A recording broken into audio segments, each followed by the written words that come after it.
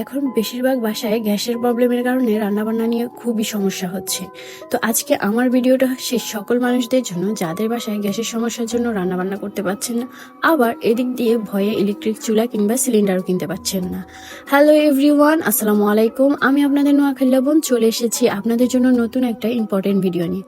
আজকের ভিডিওতে আমি আপনাদেরকে এমন একটা ইম্পর্টেন্ট জিনিস দেখাবো যেটা আপনাদের জন্য খুবই উপকারী। তো এই যে আজকে কয়েকদিন যাবৎ বাসায় গ্যাস না থাকার কারণে রান্নাবান্না নিয়ে প্রচন্ড কষ্ট হচ্ছিল। কষ্ট হলেও মোটামুটি আমি নিজের মতো করে সারিয়ে নিচ্ছিলাম, কারণ যেহেতু আমরা বাসায় মানুষ কম তাই আমাদের হয়ে যাচ্ছিল। কিন্তু হঠাৎ করে বাসায় মেহমান আসাতে রান্নাবান্না নিয়ে একটু বেশি সমস্যা হচ্ছিল, যেহেতু মেহমান আসলে রান্নাবান্না একটু বেশিই থাকে। তো এই রান্নাবান্নার কষ্টটা আর সহ্য হচ্ছিল না, যার কারণে চলে গেলাম একটা কুকারিজ দোকানে ইলেকট্রিক চুলা কিনবো সেই চিন্তা থেকে। আবার এই দিক দিয়ে ইলেকট্রিক চুলা আমার খুবই ভয় লাগে, যার কারণে আমি অনেকদিন যাবৎ ইলেকট্রিক চুলা কিনবো বলেও কিনি না। কিন্তু আজকে আর কিছুই করার নেই, যেহেতু বাসায় মেহমান, তাই তো একটা ইলেকট্রিক চুলা কিনতেই হবে। তো চলে গেলাম কুকারিজ দোকানে, আর সেখানে যাওয়ার পর অনেকগুলো ইলেকট্রিক চুলা দেখার পর আমার একটা ইলেকট্রিক চুলা পছন্দ হয়েছে। এই ইলেকট্রিক চুলাটা পছন্দ হওয়ার কারণ হচ্ছে এই ইলেকট্রিক চুলাটা অটো স্টাইলের, যার কারণে আমার ওই ইলেকট্রিক চুলাটা পছন্দ হয়েছে।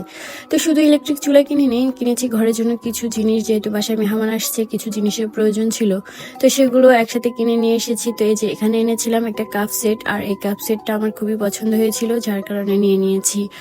আবার এদিক দিয়ে একটা গ্লাস সেটেরও প্রয়োজন ছিল, তো গ্লাস সেটও নিয়ে নিলাম, যেহেতু মেহমান আসলে গ্লাস কাপ এগুলো একটু বেশিই লাগে, তো এই জন্য এগুলো প্রয়োজনও ছিল, নিয়ে নিয়েছি। আর এই গ্লাস সেটটা খুবই আমার ভালো লেগেছে, সাথে কাপ সেটটাও।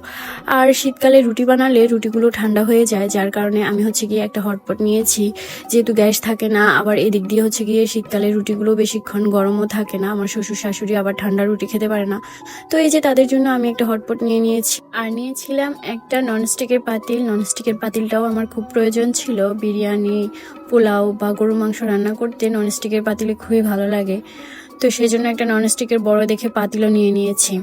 এখন আসেন আপনাদের সেই জিনিসটা দেখায়, যে জিনিসটা দেখাবো বলে আজকের ভিডিওটা, সেটা হচ্ছে এই মাল্টি কুকারটা। এটা কিছুটা দেখতে রাইস কুকারের মতো, তবে এটা রাইস কুকার না, এটাকে মাল্টি কুকার বলা হয়। এটা ইলেকট্রিক চুলার থেকে কিছুটা ভিন্ন। এটার সাথে 3টা পাতিল আছে, আর 3টা পাতিলে ননস্টিকের। আর এটাই হচ্ছে মেশিন, যেটার উপরে পাতিলগুলো রেখে রান্না করা হয়। আর এটার সাথে 3টা পাতিলের সাথে 2টো ঢাকনাও থাকে, চাইলে আপনারা বেশি করেও পাতিল নিতে পারেন। আর এই হচ্ছে পুরো মেশিন আর পাতিল।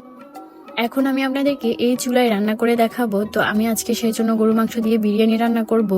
আর গরু মাংস দিয়ে বিরিয়ানি রান্না করার মূল কারণ হচ্ছে আপনাদেরকে এটা বোঝানোর জন্য যে আমরা জানি সাধারণত গরু মাংস রান্না করতে প্রচুর সময় লাগে, আর এই চুলায় গরু মাংস দিয়ে বিরিয়ানি রান্না করা যেতে পারলে সব রান্নাই ইজিলি করা যাবে। আর এতে করে আপনাদের মনেও কোনো দ্বিধাদ্বন্দ্ব থাকবে না, আর মনেও হবে না যে আমি কোনো ভুয়া ভিডিও আপনাদের সাথে শেয়ার করতেছি। যাই হোক, এই যে আমার বিরিয়ানিও কিন্তু হয়ে গেছে। অনেকদিন ধরে গ্যাস না থাকার কারণে রান্নাবান্না নিয়ে প্রচন্ড কষ্ট করছিলাম। আবার এদিক দিয়ে আমি ভয়েও কোনো ইলেকট্রিক চুলা নিচ্ছিলাম না বা সিলিন্ডারও নিচ্ছিলাম না, কারণ আমি এগুলো আবার অনেক ভয় পাই। আর এই চুলাটা নেওয়ার কারণ হচ্ছে এটা অটো, এটা যখন প্রচুর হিট হয় তখন অটো বন্ধ হয়ে যায়, যার কারণে আমার কিছুটা ভয় দূর হয়েছে, যার কারণে আমি এই ইলেকট্রিক চুলাটা নিয়েছি। আপনারা চাইলে আপনারাও এই ইলেকট্রিক চুলাটা নিয়ে ব্যবহার করে দেখতে পারেন, আমার কাছে তো বেশ ভালো লেগেছে। যাই হোক, আমার ভিডিওটা কেমন হয়েছে অবশ্যই কমেন্ট করে জানাবেন, আর ভালো লাগলে অবশ্যই আমার পাশে থাকবেন। দেখা হবে নতুন কোনো ভিডিওতে। আল্লাহ হাফেজ।